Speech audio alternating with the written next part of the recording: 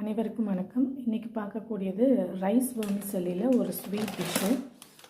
Non-sticky வெர்மிசெல்லின்னு சொல்லிட்டு எல்லா இடத்துலையுமே விற்கிது.